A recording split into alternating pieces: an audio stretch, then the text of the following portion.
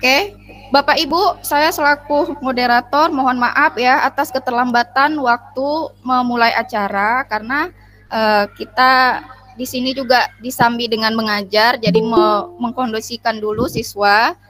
Jadi mohon maaf yang sudah bergabung sudah lama. Atas nama panitia saya mohon maaf ya Bapak Ibu. Untuk acara selanjutnya, kata sambutan dari Ibu Kepala Sekolah SDN 1053000, Ibu Suharni SPD MPD. Ibu Suharni, udah masuk ya? Oke, Ibu. Assalamualaikum warahmatullahi wabarakatuh. Selamat pagi dan salam sejahtera bagi kita semua. Syukur alhamdulillah kita masih diberikan berkah kesehatan. Semoga di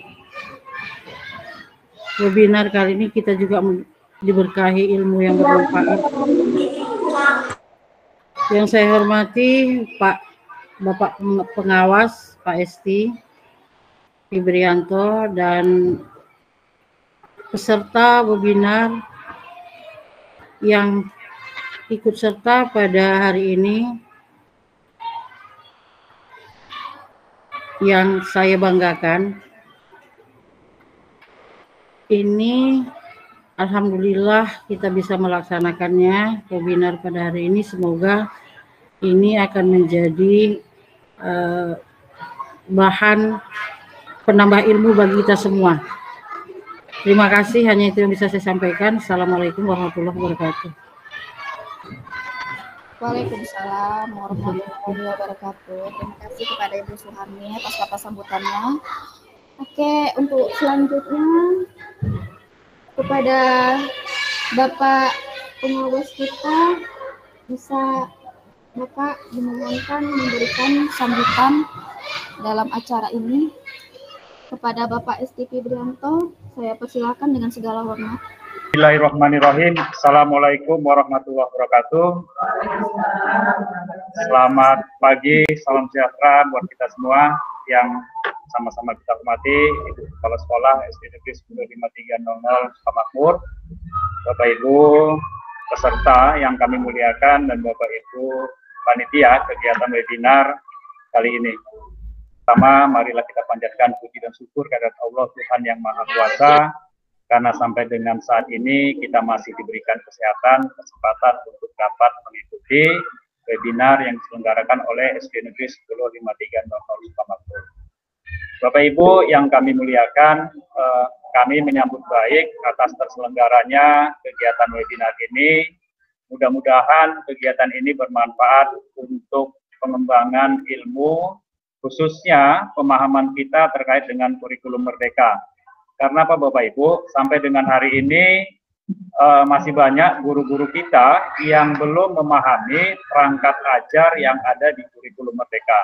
Untuk itu kami berharap kegiatan ini bisalah menambah wawasan bagi guru-guru kita, dan nantinya kepada Bapak Ibu yang ingin bertanya terkait dengan perangkat ajar, mohonlah untuk tidak sungkan-sungkan kepada narasumber untuk bertanya terkait dengan perangkat ajar tersebut.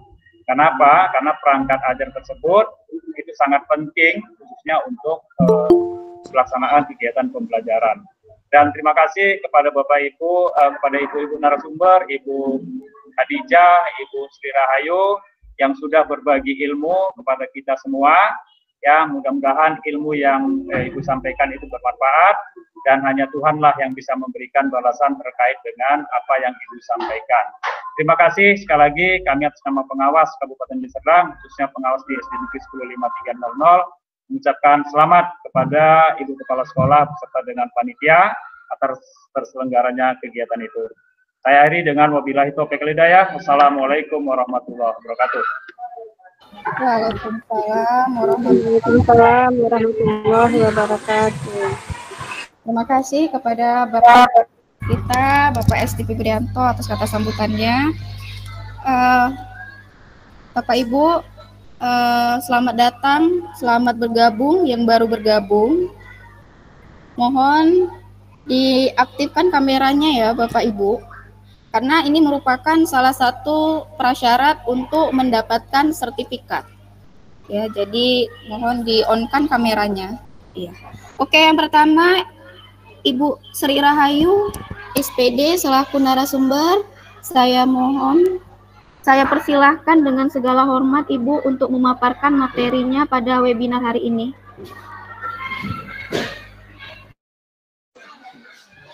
Terima kasih Ibu host, Ibu Sri Endang Susilowati SPD. Terima kasih kepada Bapak Pengawas, Bapak Esti Febrianto, kepada Ibu Kepala Sekolah, Ibu Suarni MPD. Terima kasih kepada Bapak Ibu yang sudah hadir di webinar Kombel KKG Guru SD Kecamatan Delitua. Izinkan saya pada kesempatan kali ini sebagai pemateri pertama, karena judul kita adalah untuk mengenal dan memahami perangkat ajar. Karena itu di materi yang pertama kami sudah bersepakat untuk memperkenalkan tentang capaian pembelajaran. Seperti yang kita ketahui bersama, sebelum kita bergerak ke modul ajar, tujuan pembelajaran, dan ATP, alur tujuan pembelajaran. Kembali kita ke materi Bapak Ibu, tadi tentang capaian pembelajaran. Nah, analoginya seperti ini Bapak Ibu. Jika ada sebuah kapal dan kita ingin pergi ke suatu tempat untuk diminta mengantar kerabat kita ke suatu tempat, sementara kita tidak tahu atau belum tahu letaknya dan bagaimana tempat tersebut, apa yang akan kita lakukan atau Anda lakukan supaya kita bisa mengantarkan kerabat kita tadi menuju tempat tersebut dengan selamat. Ini kita analogikan sebagai kapal ya Bapak Ibu, sama seperti kita guru berada di sekolah, kemana mau kita bawa peserta didik kita. Jadi kalau di dalam sebuah lautan kita itu dapat memakai kompas. Ini cara kunonya untuk menunjukkan mata angin, arah. Sehingga kalau kita ingin mengantarkan tamu kita tadi, kerabat kita mau ke arah barat, maka kita bisa berpandu kepada kompas. Tapi sekarang zaman juga sudah berkembang, sehingga bisa kita gunakan seperti gambar sebelahnya, yaitu gambar Android. Kita bisa pakai kompas yang ada di gawai kita, ataupun kita juga bisa memakai aplikasi yang lain, Google Maps, kira-kira seperti itu ya Bu. Itu yang paling familiar yang sudah kita buat memakai Google Maps. Kalau kita kaitkan dengan pendidikan, kalau kita ini adalah sekolah kita, adalah murid-murid kita. Jadi bagaimana cara kita untuk menghantarkan anak murid kita, peserta didik kita menuju tujuan pembelajarannya? Tentu ada cara-cara yang konvensional, misalnya dengan memakai kompas. Namun bisa juga dengan memakai alat-alat teknologi yang baru. Demikianlah juga pendidikan Bapak Ibu. Semua bergerak, berubah.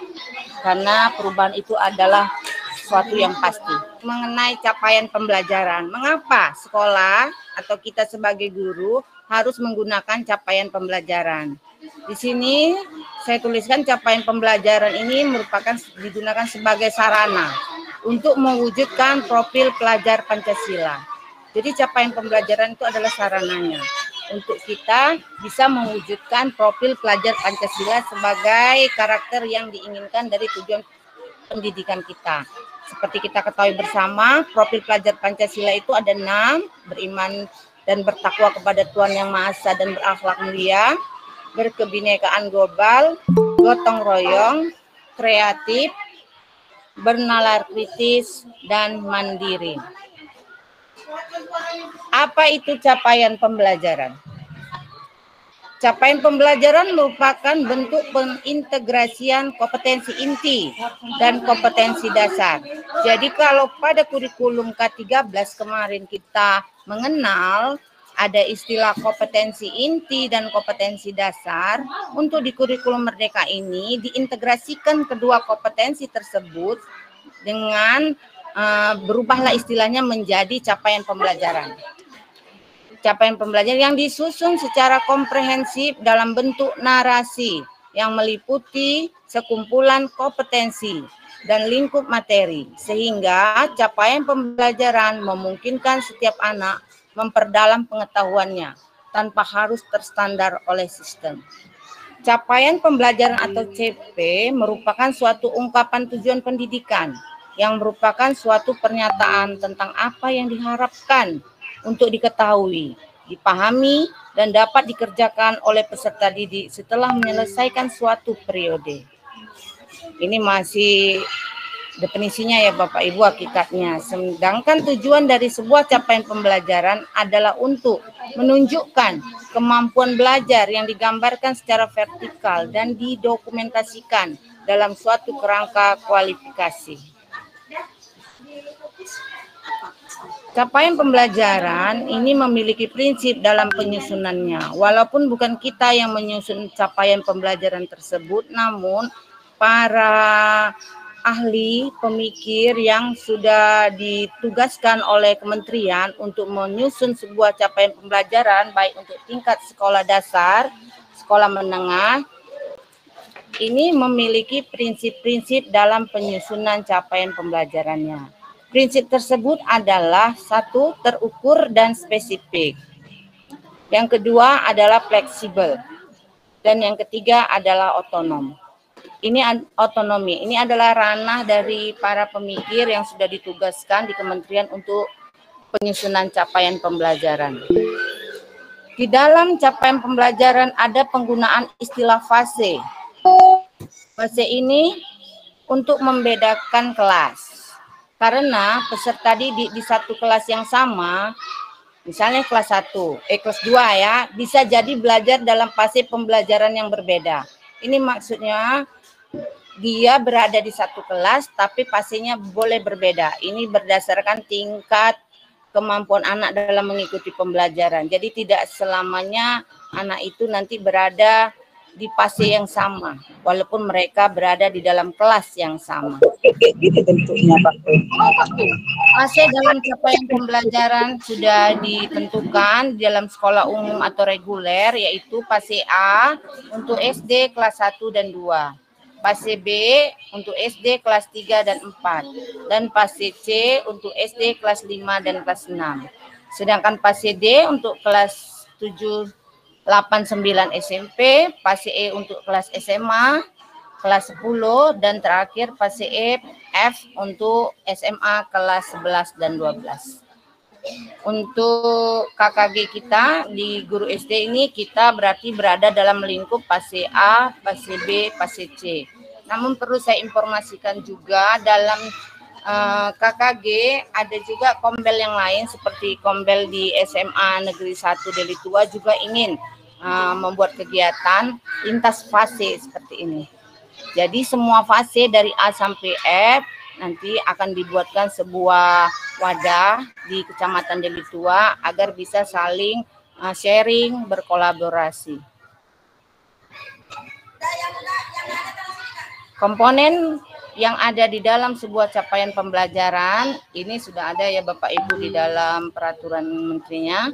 Yang pertama rasional mata pelajaran, kemudian tujuan mata pelajaran, karakteristik mata pelajaran, capaian dalam setiap fase secara keseluruhan, capaian setiap fase menurut elemen, alur capaian pembelajaran, dan alur konten materi setiap tahun. Ini tidak disusun lagi, ini sudah disusunkan dari kementerian.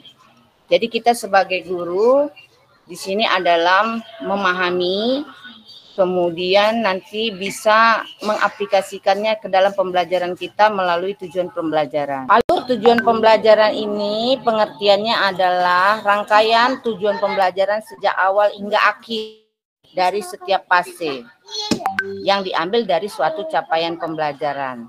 Alur ini menjadi panduan guru dan siswa untuk mencapai capaian pembelajaran di akhir fase tersebut. Alur tujuan pembelajaran disusun secara kronologi berdasarkan urutan pembelajaran dari waktu ke waktu. Konsep alur tujuan pembelajaran. Dalam menyusun sebuah tujuan pembelajaran, kita harus memperhatikan 3 komponen. Yang pertama adalah kompetensi, kedua adalah konten, yang ketiga ada variasi. Maksud dari kompetensi adalah kemampuan yang didapat didemonstrasikan oleh siswa. Artinya, di dalam sebuah tujuan pembelajaran yang baik, dia harus memuat kompetensi yang akan dicapai. Dari mana Bapak Ibu bisa mengetahui kompetensi yang ingin dicapai? Ibu Bapak bisa merujuk ke KKO.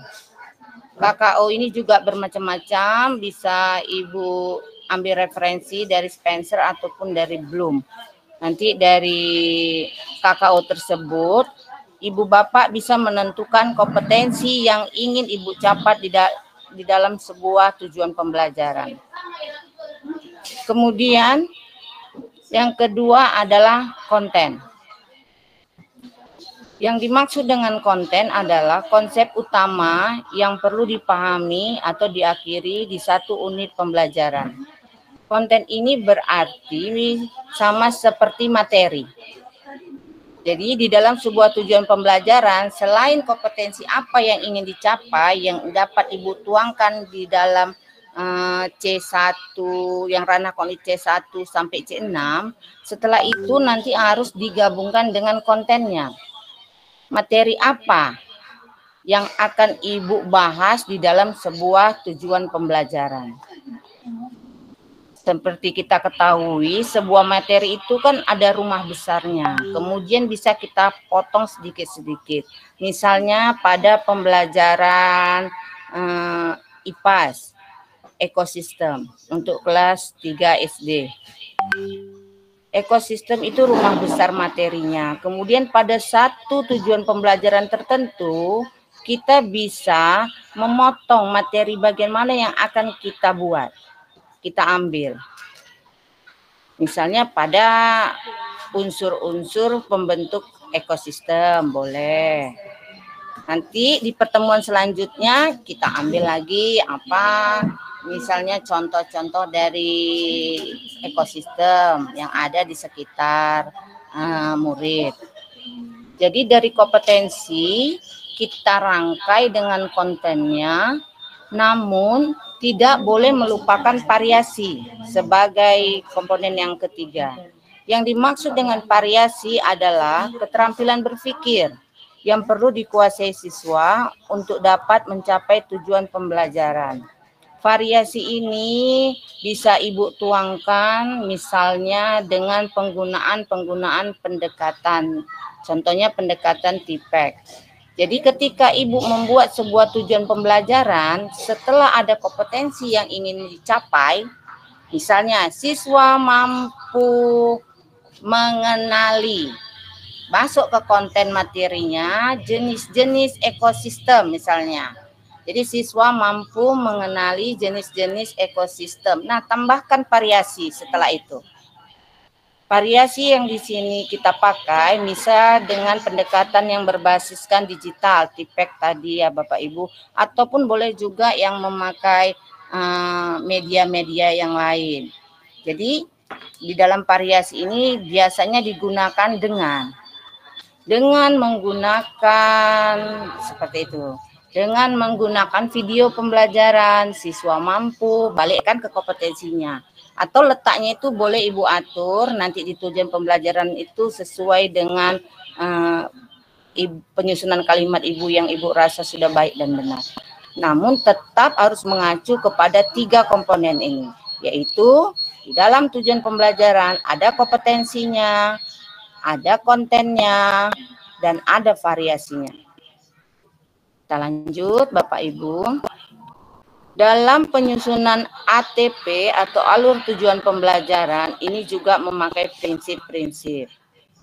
Nah, prinsip-prinsip ini sudah disusun dari kementerian, kita hanya tinggal memakai dan memahaminya agar tidak salah. Jadi kata dari para ahli kita bahwasannya dalam prinsip penyusunan sebuah ATP harus mengacu kepada beberapa 7 ya Pak, Ibu, 7 prinsip. Prosedur penyusunan alur tujuan pembelajaran. Sini saya buatkan sampai 6 ya Bapak Ibu untuk menyusun sebuah ATP. Karena dari capaian pembelajaran, kemudian kita paham tentang ATP, setelah itu kita bergerak ke modul ajar. Pola penggerak ini sudah mulai waktu itu IKM diluncurkan. Memang kita sekarang di dalam IKM dibagi berdasarkan fase. Sehingga dalam satu fase yang terdiri atas 2 kelas yang berbeda, misalnya fase A untuk kelas 1 dan kelas 2, memiliki capaian pembelajaran yang sama. Nah, jadi pertanyaan Ibu Dini tadi, bagaimana cara memenggalnya, memisahkannya, memisahkan mana yang capaian pembelajaran untuk kelas 1, mana yang kelas 2, atau mana yang kelas 3, dan yang mana yang kelas 4 untuk yang fase B dan selanjutnya. Dari pengalaman saya, Bu Dini, dalam menyelami fase-fase yang capaian pembelajaran ini, Bu, dan sekarang pun sudah berubah lagi capaian pembelajaran itu, sudah ada revisi yang terbaru ya Bu Dini, tidak lagi memakai yang masih tahun 2022, tapi sudah ada revisi lagi terbaru, masih tetap memang dibagi sebagai elemen dan sub elemennya. Namun sudah ada yang baru lagi ya Bu Dini. Kalau menurut saya itu Ibu harus lebih konsentrasi dalam melihat ruang lingkup materi. Ruang lingkup materi biasanya misalnya saya ngajarnya di kelas 3 dengan kelas 4 untuk materi yang sama, misalnya tentang bilangan. Nah, di bilangan tersebut nanti memang mengenal penjumlahan tersusun seperti yang pendek atau yang panjang, ada di kelas 3. Kemudian di kelas 4 ada lagi. Nanti itu bedanya itu dia di dalam bentuk materinya berbeda, kontennya itu dia lebih tinggi. Kalau dia di awal, di fase yang awalnya kelas 3, misalnya dia itu hanya diberikan sederhana dengan jumlah jam yang juga lebih sedikit alokasi waktunya, nanti di kelas 4-nya diperdalam. Seperti dalam pelajaran bahasa Indonesia tentang teks fiksi. Sama-sama ada teks fiksi di kelas 3 dan kelas 4. Namun kalau Ibu lihat kembali, baca kembali di dalam peraturan dan di dalam CP, capaian pembelajaran yang dikeluarkan oleh kementerian, nanti di situ beda materi dan ruang lingkupnya di situ, Bu. Misalnya di kelas 3 nanti Ibu hanya mengenali kulitnya dulu. Kulit dari teks fiksi. Apa jenis-jenisnya, seperti itu.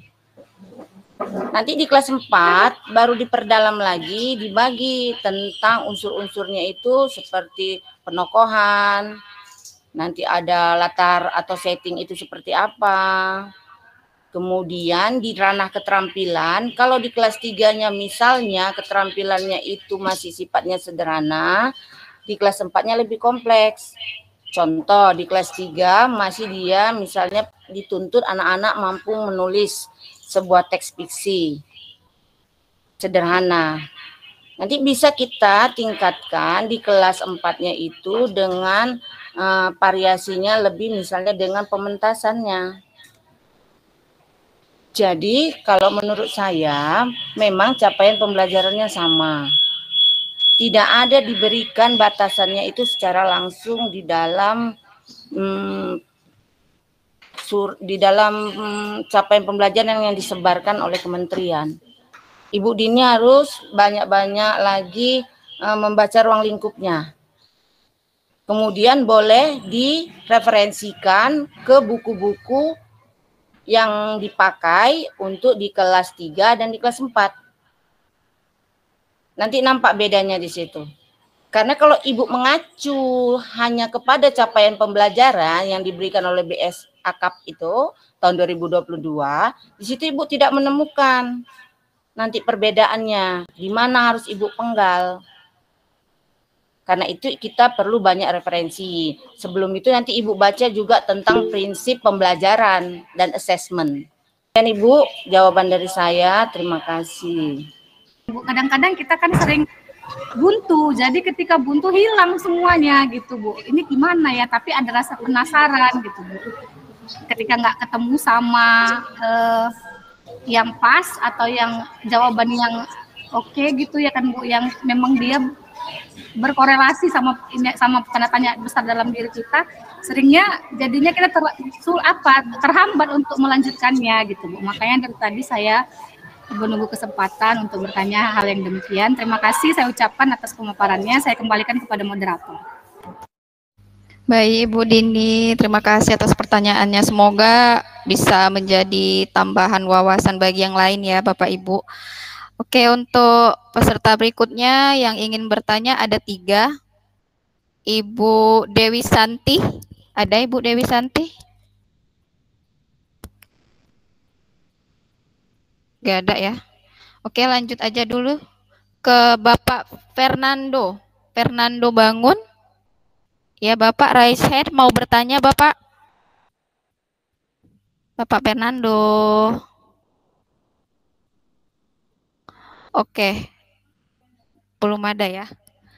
Oke, kalau begitu kita lanjut ke materi berikutnya. Oh, ya Bapak Fernando Bangun. Raise hand ya, Pak. Mau bertanya, Pak? Mikrofonnya dihidupin, Pak. Iya, Bu. Sudah pas, Bu. Cukup.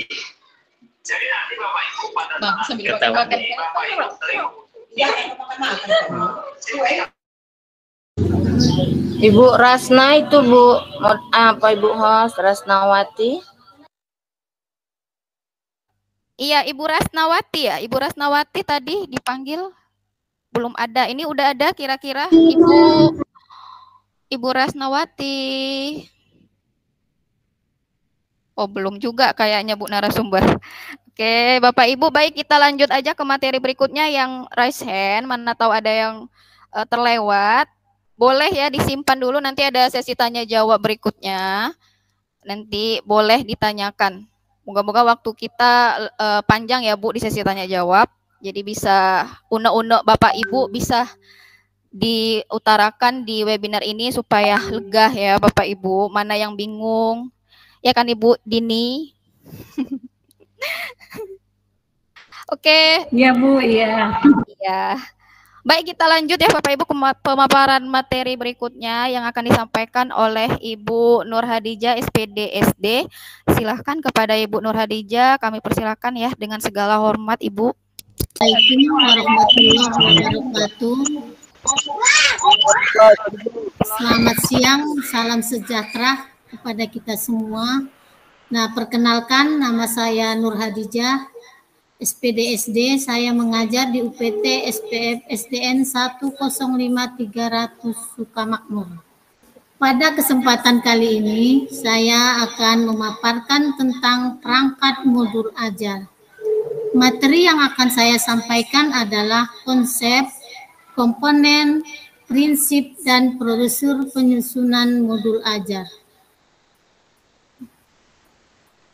Nah, alur sesi yang akan kita lalui pada saat ini yaitu perkenalan, saya sudah perkenalan.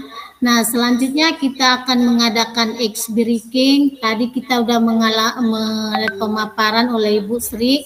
Mungkin kita agak lelah sedikit, kita akan melakukan ice breaking. Nah, untuk ice breaking kali ini, perhatikan benda apa yang ada di sekitar kita. Nah, apa kegunaan benda tersebut kepada Bapak Ibu? Untuk ini saya melakukan ice breaking-nya kepada 2 orang.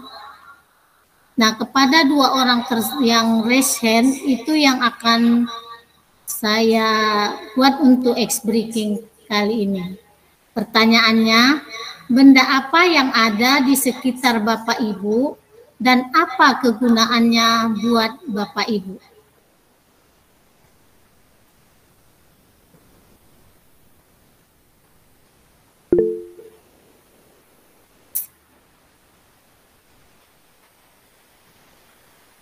Ya, Pak Fernando Resen, coba Bapak sebutkan benda apa yang ada di sekitar Bapak dan selanjutnya apa kegunaannya buat Bapak. Di sini Bu, contohnya ada topi Bu. Nah, benda topi.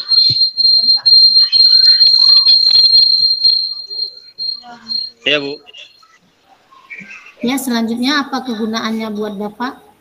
Ya, kegunaannya ini buat saya Bu, kalau saya keluar contoh pada siang hari gitu bisa melindungi dari panas matahari Bu, sinar matahari. Saat hujan juga bisa digunakan Bu, sebagai pelindung kepala supaya tidak kena air hujan gitu Bu. Ya, terima kasih atas jawabannya Pak. Ini nanti berkaitan dengan pembelajaran kita tentang modul ajar ya. Nah, selanjutnya ice breaking yang kedua untuk Bapak Anselumus. Ya, dia Rensen. Benda apa yang di sekitar Bapak dan apa kegunaannya buat Bapak? Baik Ibu, yang ada di sekitar saya ini ada sebuah gelas Ibu. Ada sebuah cangkir kosong, gelas kosong, dan saya mencoba bagaimana caranya untuk mengisi cangkir ini, Bu. Ya, terima kasih Pak. Mungkin juga nanti ini berkaitan dengan modul ajar, bagaimana kita membuat perangkat modul ajar sehingga berguna dengan murid. Terima kasih ya Pak. Nah, selanjutnya kita ke pemaparan materi. Nah, ini kesepakatan kelas kita hari ini adalah hadir seutuhnya yang pertama, yang kedua saling menghargai, ketiga menjawab jika dipersilakan, empat berpartisipasi aktif.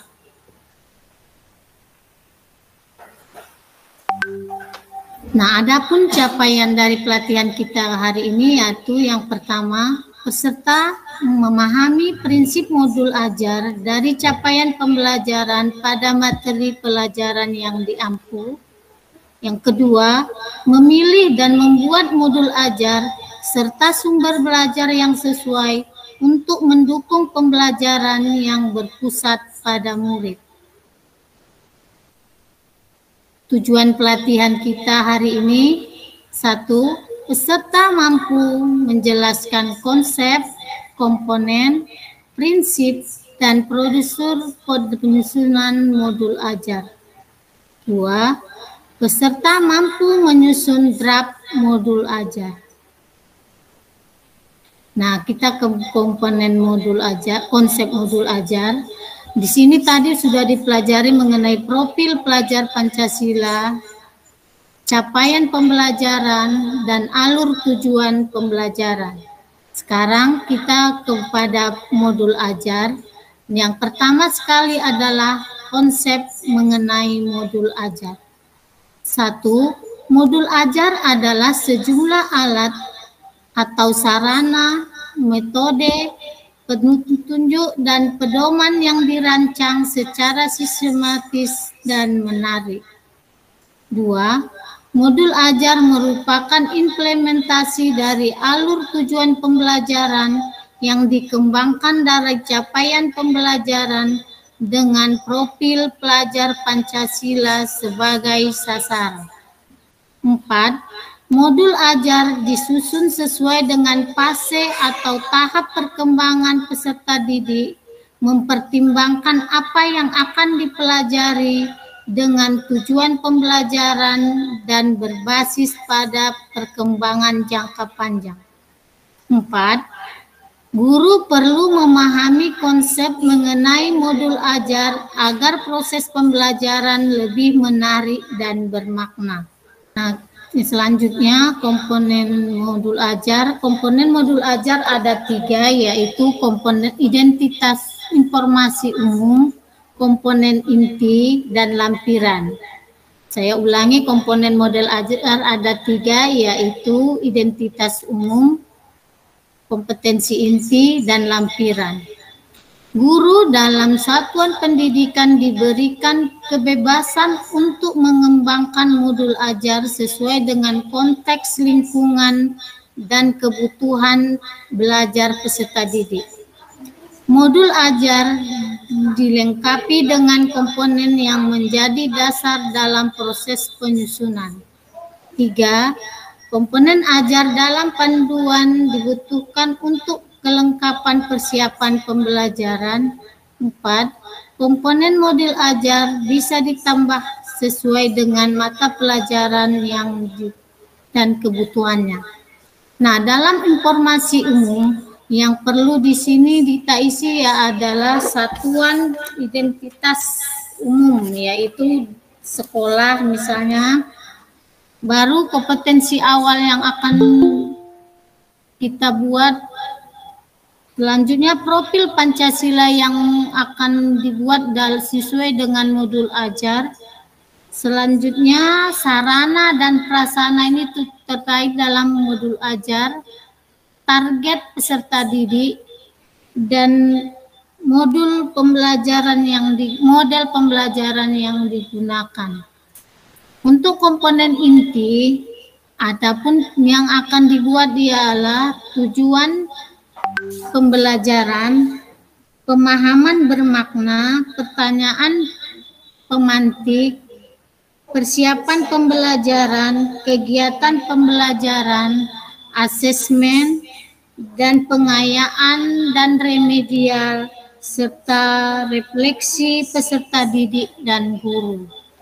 Untuk lampiran yang akan kita buat yaitu berupa lembar kerja peserta didik, bahan bacaan guru dan peserta didik, glosarium, dan daftar pustaka.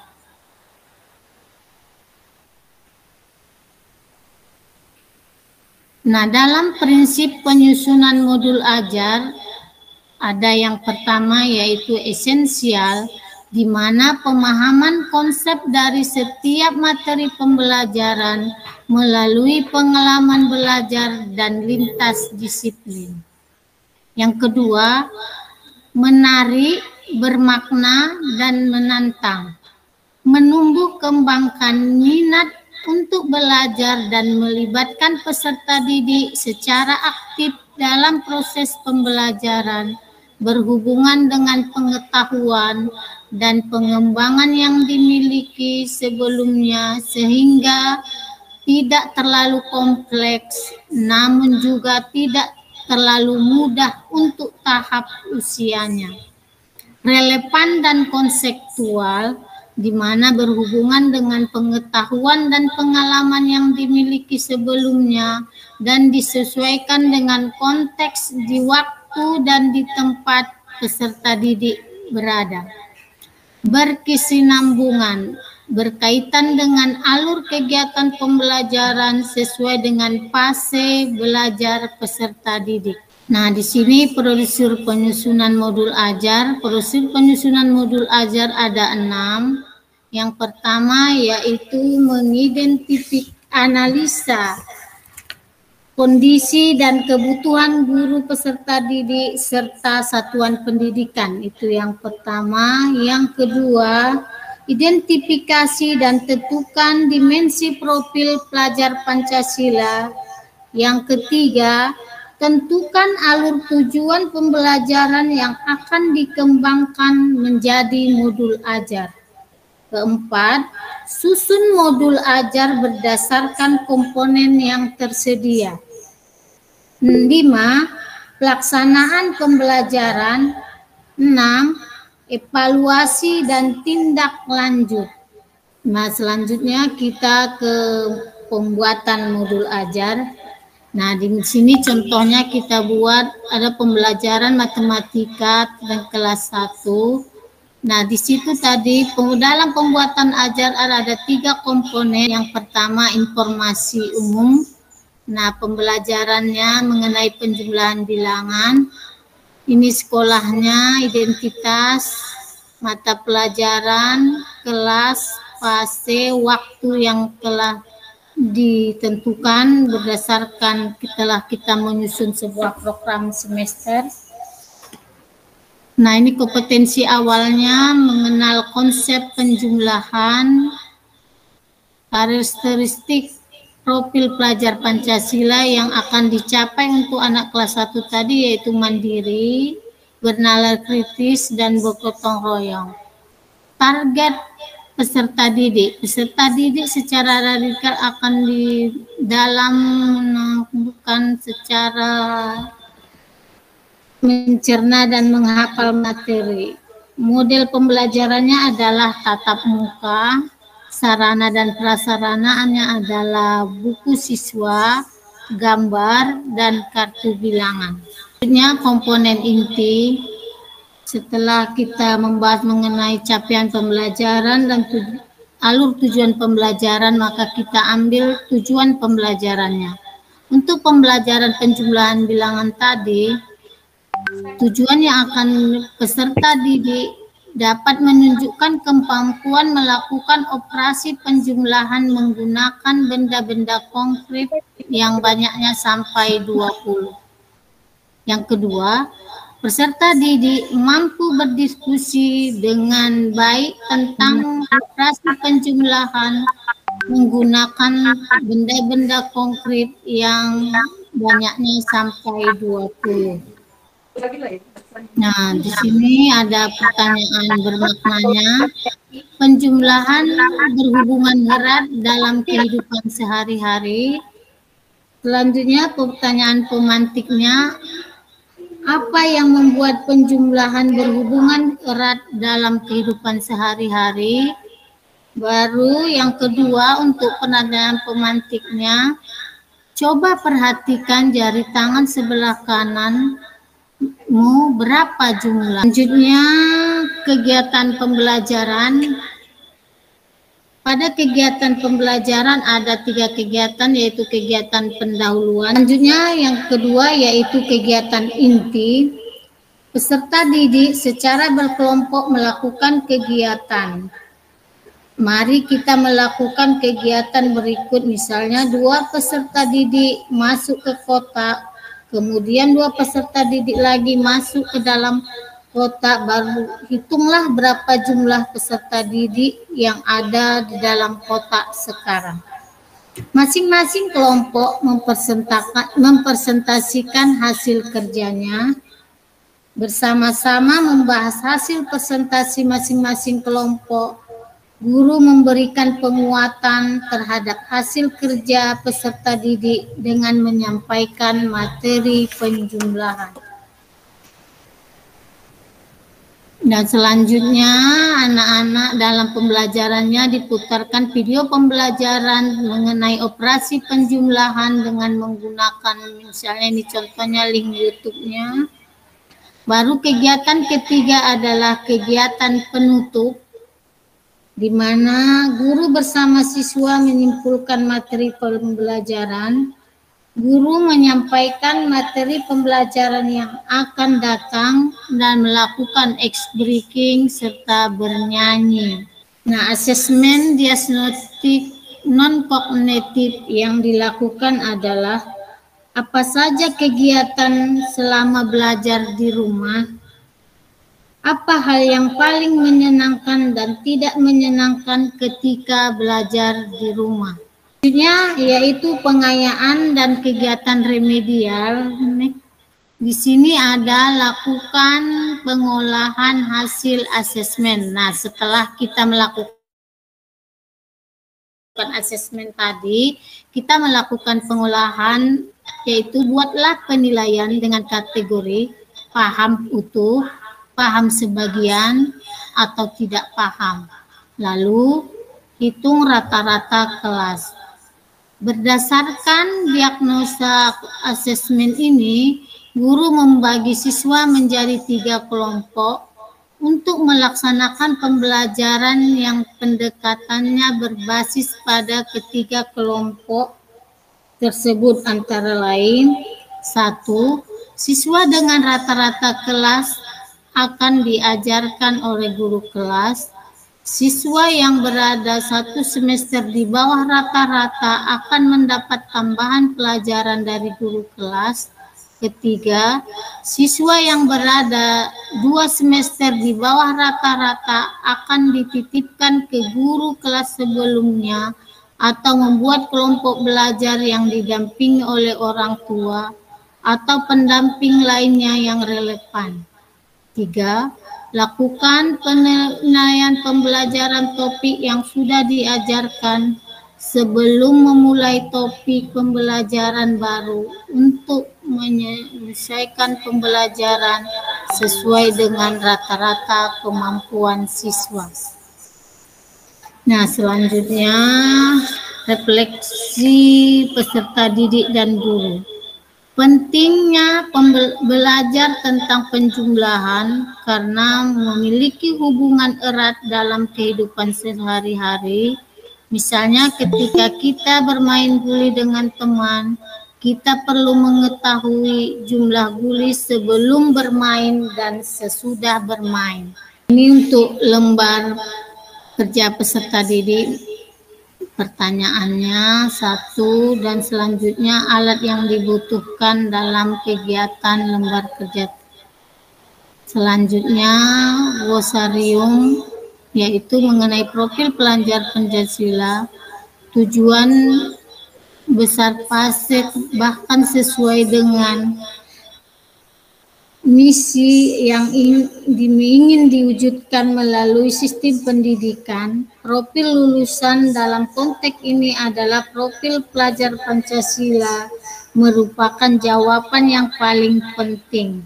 Karakter serta kemampuan esensial apa yang perlu dipelajari dan dikembangkan secara terus-menerus oleh setiap individu warga negara Indonesia sejak pendidikan usia dini hingga mereka lulus sekolah menengah atas. Pengembangan karakter merupakan unsur pokok dalam diri manusia dengan membentuk karakter psikologi seseorang dan membuatnya berperilaku sesuai dengan dirinya dan nilai-nilai yang dicocokkan dengan dirinya dan dalam kondisi yang berbeda. Selanjutnya daftar pustakanya, YouTube kalau ada dia dalam kegiatan pembelajaran dan materi pembelajarannya. Demikian pemaparan saya tentang perangkat modul ajar. Terima kasih. Terima kasih luar biasa Ibu pemateri Bu Nur Hadijah.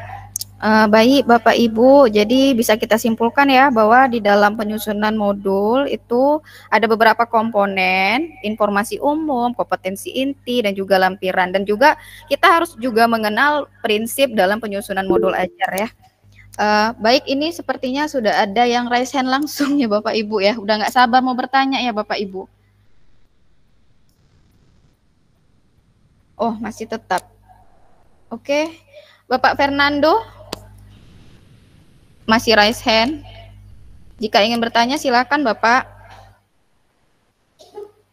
Ibu Rasnawati dan Ibu Dewi Santi ini juga masih raise hand ya.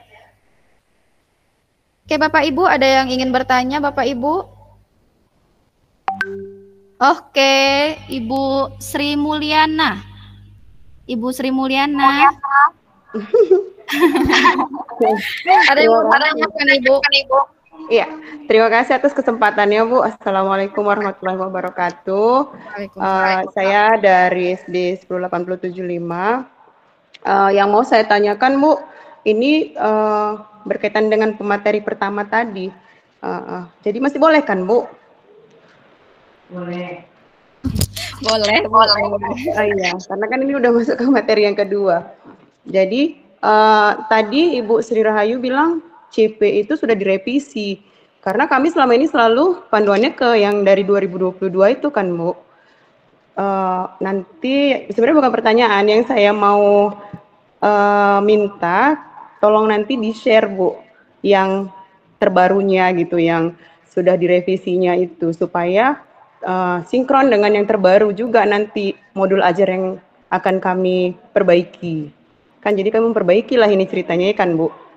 Modul ajar yang sudah ada itu harus disesuaikan dengan yang baru-baru seperti yang dibilang Ibu Sri Rahayu tadi. Itu aja sih Bu dari saya. Kemudian Saya rasa itu aja, Bu. Terima kasih. Assalamualaikum warahmatullahi wabarakatuh. Waalaikumsalam warahmatullahi wabarakatuh. Ini nanti di-share aja ya, Bu ya. Nanti di-share di grup. Jadi Bapak Ibu, ini sebelum kita lanjut ke penanya berikutnya, itu di inbox ada link grup WA kita. Silahkan bergabung Bapak Ibu. Nanti informasi terkait materi atau sertifikat itu akan disampaikan di grup saja. Ya, jadi silahkan bergabung di grup yang ada di inbox, mungkin dikirimkan oleh Ibu Rizky ya selaku admin kita. Silahkan bergabung. Kemudian ada yang bertanya mengenai absensi. Nah, untuk absensi Bapak Ibu itu secara otomatis ya, jadi kita tidak pakai link absensi. Jadi kalau melalui Google Meet kita pakai link absensi otomatis dari Google Meet-nya ya. Oke, silakan Bapak Ibu yang belum bergabung, silakan bergabung di grup ya. Oke, terima kasih ya Ibu Emma ya. Izin Ibu host. Iya, Ibu. Iya, Ibu narasumber. Ini untuk supaya Bu Ana nggak gundah gulana tentang CP katanya yang tadi, memang ada Bu revisi yang terbaru. Memang tahunnya masih yang terakhir itu kan 2022 Bu, tentang kurikulum pada pendidikan anak usia dini, jenjang pendidikan dasar dan jenjang pendidikan menengah. Jadi di dalam permen yang baru ini tahun 2024 capaian pembelajaran yang dulu kita gunakan yang tertanda tahun 2022 sudah direvisi. Nanti filenya saya kirim dengan Ibu admin untuk webinar kita. Demikian ya Bu Ana. Terima kasih ya Bu Endang. Ya Bu, terima kasih Bu narasumber. Sudah kan Ibu Ana? Pak Anselmus Lembe, ini mau bertanya atau menyampaikan kesan ini Pak? Menyampaikan kesan Ibu. Oke, silakan Bapak. Baik Ibu, terima kasih banyak. Saya Anselmus Lembe dari Kabupaten Manggarai Timur Ibu, Provinsi Nusa Tenggara Timur. Wow, luar biasa ya Pak, jauh ya. Jauh sekali Bu, kami ini di sekolah di pedalaman. Ya, silakan Pak. Jadi kesan saya setelah mengikuti webinar hari ini luar biasa. Saya menyampaikan terima kasih banyak kepada narasumber-narasumber hebat yang sudah berbagi pengetahuannya untuk kami guru-guru di pedalaman. Ya. Jadi untuk diketahui Ibu, hari ini kami semua satu sekolah Ibu, kami mengikuti webinar ini. Nah, ya. Jadi ini ada teman-teman saya Ibu, kami semua mengikuti webinar hari ini. Ya. Jadi kami satu sekolah Ibu. Wow, luar biasa ya Pak. Terima kasih sudah percaya sama kami ya Pak ya. Mudah-mudahan kita ikutnya ya Pak ya. Sehingga kami menyampaikan semoga webinar ini terus berlanjut. Amin. Biarkanlah kami juga tersentuh oleh pengetahuan-pengetahuan luar biasa yang disampaikan oleh narasumber-narasumber hebat dari baik dari kementerian maupun dari komunitas-komunitas belajar yang sudah terdaftar di komunitas di PMM itu Bu. Ya. Ya. Terima kasih banyak untuk hari ini dan semoga tetap semangat, terus berkarya. Tuhan memberkati. Amin. Baik Bapak Ibu, luar biasa ya Bapak Ibu, kita punya teman dari Nusa Tenggara ya Pak ya, Nusa Tenggara Timur. Iya Ibu, Nusa Tenggara Timur. Boleh tahu ada berapa guru Pak yang ikut webinar ini Pak? Hari ini kami ada 5 orang Ibu. Oke, kalau bisa nanti ke depannya tolong sharekan ke teman yang lain ya Pak. Moga-moga kita bikin terus webinar melalui Kombel ini. Dan jangan lupa bergabung ya Pak di Kombel kita ya.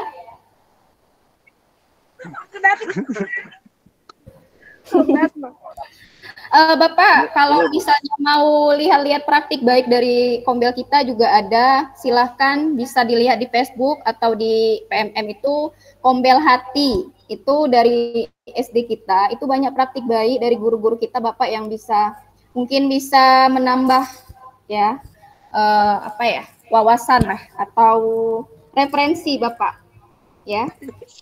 Seperti Kombel Hati ya Bu? Iya, Kombel Hati SDN 10530. Ya. Nanti di-share-kan Bapak di grup. Baik Pak, jangan gabung Pak untuk sertifikatnya ya. Baik, Bapak Ibu, terima kasih kepada Pak Anselmus atas kesannya. Luar biasa ya Bapak Ibu, ternyata ada tamu jauh di webinar ini. Bapak Ibu, tidak terasa ya, waktu juga sudah hampir jam 12. Ini kita sudah di penghujung acara Bapak Ibu. Terima kasih banyak yang sudah hadir, yang berkenan hadir untuk mengikuti webinar yang diselenggarakan oleh komunitas belajar KKG Guru SD Kecamatan Deli Tua. Kemudian mohon maaf ya Bapak Ibu apabila ada tutur kata yang salah atau mungkin ada jaringan yang terkendala. Dari kami selaku panitia, kami mohon maaf yang sebesar-besarnya. Semoga kedepannya kita bisa bertemu kembali, kita diberikan kesehatan, agar kita bisa menambah wawasan kita, dan semoga ilmu yang disampaikan oleh kedua ibu narasumber kita bisa bermanfaat dan bisa kita terapkan di lingkungan kerja kita masing-masing. Ini Dian Sana. Semoga kita bisa tetap bekerja sama untuk webinar yang berikutnya. Luar biasa penghargaan saya untuk dari Kabupaten MTC ya. Terima kasih ya Pak ya, dan kawan-kawan semuanya. Siap Ibu, terima kasih juga. Siap, dari NTT siap. Oke, siap. Terima kasih. Semuanya. Baik, kalau gitu kita tutup ya Ibu, karena waktu juga sudah nanti tutup ya, jadi kita tutup. Sebelum kita tutup, alangkah baiknya kita doa ya Bapak Ibu ya. Kita tutup juga dengan doa.